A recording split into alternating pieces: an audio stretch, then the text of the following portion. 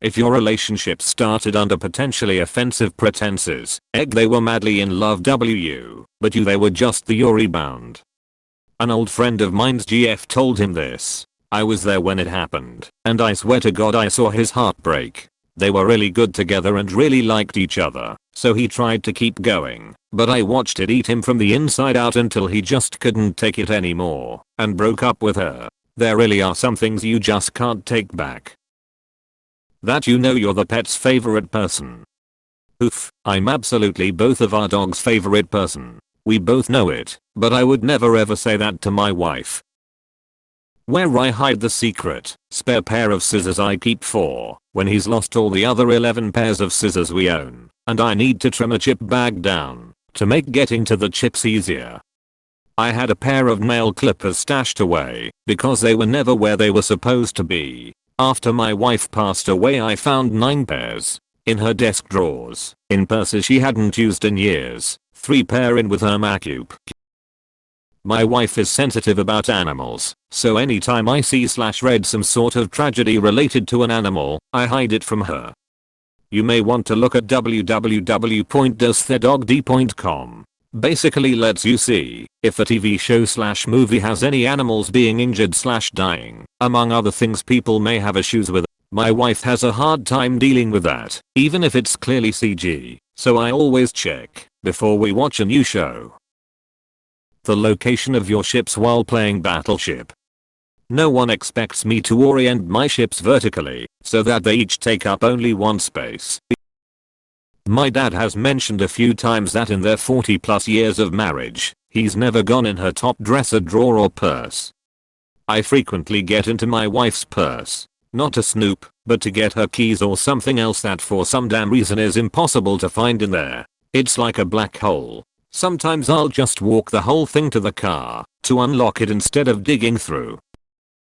Sometimes, no matter how attractive your partner is to you, and no matter how much you love them, there is an aspect to them that isn't changeable, but that you find gross, or annoying or just generally less than attractive.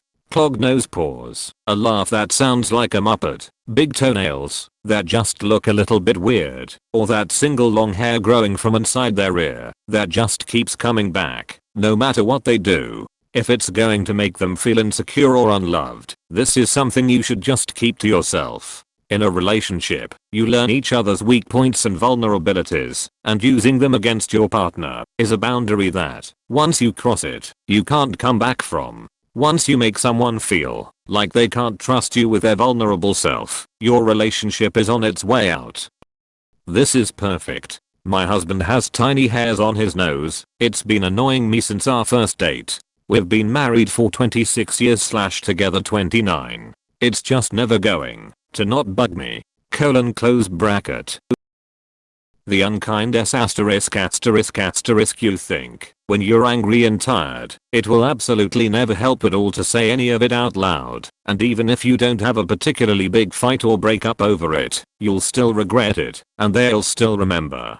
Possibly also what you think about how hot other people are, depending on how jealous/insecure your so is. People seldom understand that the longer you are with someone you love, the more you need kindness, compassion, and discretion. You know too much about each other that can be weaponized.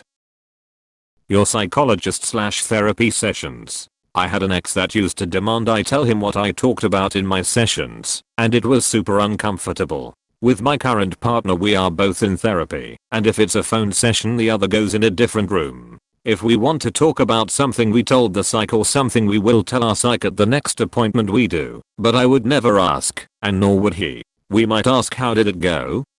To which the other may say it was good, or it was emotionally draining, but that's as far as it should go. These are personal sessions, not couples therapy. We are not in that.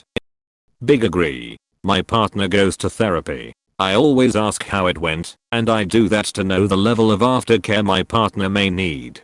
Sometimes he needs left alone. Sometimes he needs ice cream and a TV show to binge. Oftentimes he does tell me about the session, but I always remind him he doesn't have to. I think talking about it with me helps him process it.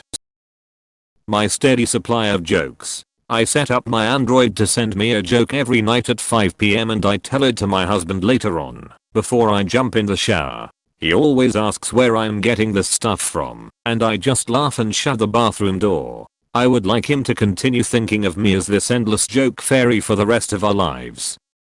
That's funny because I was sorting through newest comments and I saw one that was like, my wife uses an app to get a joke that she tells me every night. I'll never tell her I know she uses the app because I want her to think she's funny. If she poops on the table while birthing your child, no she fucking didn't. My sweet husband told me after the birth of our first, all you need to know is your body is so fucking strong and you are amazing.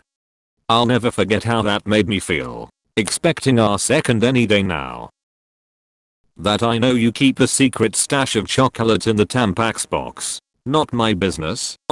My mom kept a big bag of mini baking chocolate kisses. My mom hated that my dad would eat them straight from the bag. So she started moving them around the house to hide them. Different drawer, behind the silverware, in a box of crackers, etc. One day I walked in on my dad, standing in the cleaning closet with the bleach and brooms, and saw him eating chocolate kisses from a towel rack filled with cat toys and dusters.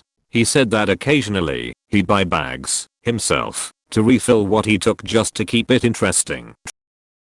I do 12-step stuff, and I won't tell her what I hear in the rooms. Who you see here, what you hear here, when you leave here, let it stay here.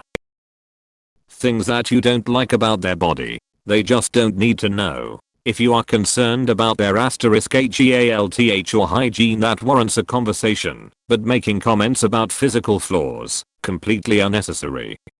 My ex used to always make little jabs about my appearance. I think he thought that those were things I didn't realize were wrong with me, and that I would correct them if they were brought to my attention. Every single comment is burned in my brain and did nothing but make me more self-conscious. My current partner never ever makes negative comments about my body, and when I point out my own flaws he always spins them into something charming and unique about me. It's really nice.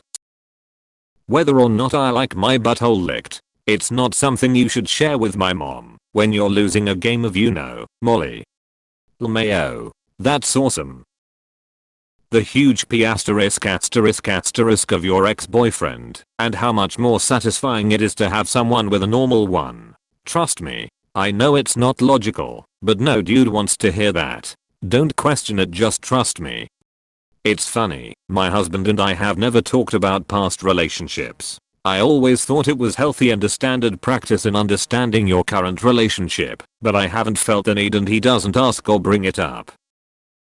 Where your secret stash of band-aids is. I don't know about the rest of you, but my wife and kids will go through an industrial size case of band-aids faster than you can say supercalifragilisticexpialidocious, and the twice a year I actually need one they're never there.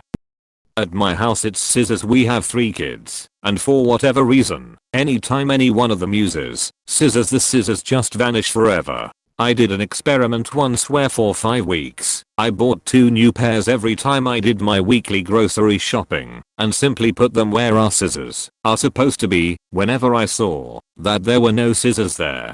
To this day I haven't seen any of those 10 scissors since, so I keep a secret pair on top of the fridge for my own use only.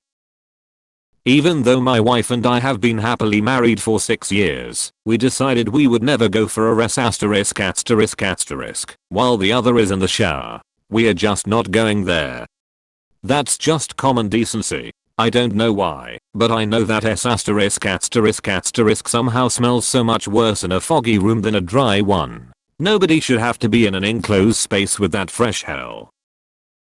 My midnight snack stash. I don't have any, but I think I should have some. I don't have any sounds like something someone with a snack stash would say. Speak up, you candy hoarding raccoon.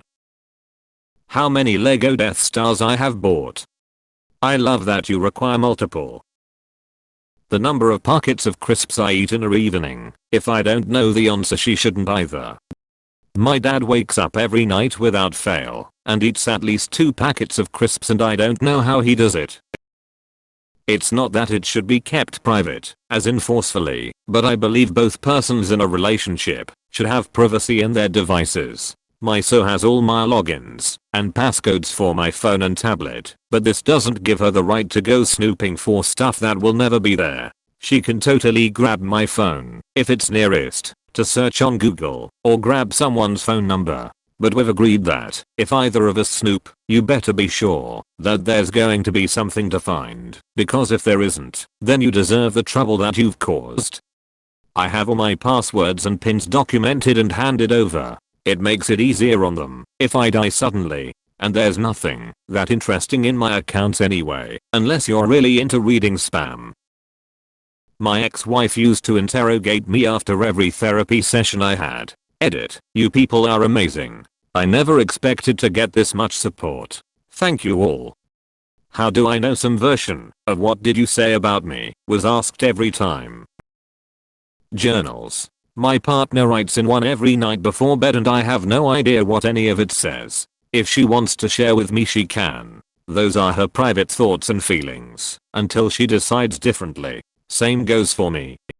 You're a good person. I remember finding out basically my whole family read my journals as a kid. They didn't get why that made me cry either. Edit. Wow, there's no way I can respond to everyone. I had no idea how common this is. I'm so sorry for everyone, it's such a huge violation. I hope we all find a way to move forward. Eventually, years after I moved out, I was able to let it go. Everyone does shitty things sometimes. I'm sure I violated my family's privacy sometime over the years. It takes me longer to decide to trust people, but that has been to my benefit, not a lot of misjudgments. Thanks to all for sharing. Things you aren't ready to talk about yet. I have a lot of trauma, and I'm not always ready to talk or explain. However, I'm lucky my partner respects that, and has let me open up at my own pace. Very early on in my relationship we had been FaceTiming, and the topic of trauma came up. He said, you know, I've had something really traumatic happen to me, and I've told only 2 people in my life. One being my ex-wife who essentially bullied it out of me, and I never told her the whole story, because I didn't feel safe. But I feel compelled to tell you about it. I want to tell you. Can I hang up and message it to you? And that's what he did. And I have never felt so privileged and trusted. I think that might have been when I started falling in love with him. In every aspect of a relationship, if they want to, they will. How many times you look at your V** with a mirror? After reading this, I'm about to do it for the first time. Wish me luck.